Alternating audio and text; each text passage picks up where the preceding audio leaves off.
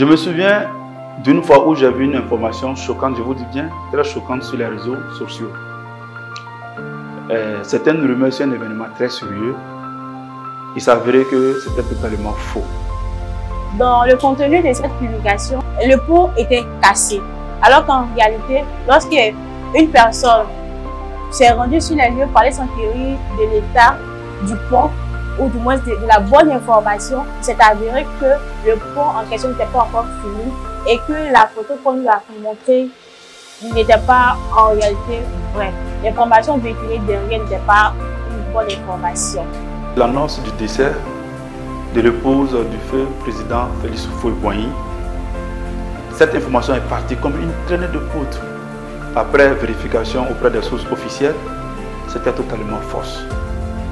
Ça m'a vraiment fait réfléchir sur ce que je partage en ligne. Et ce genre de cas sont légion, surtout quand il s'agit des questions techniques pour lesquelles nous ne sommes pas toujours apprêtés.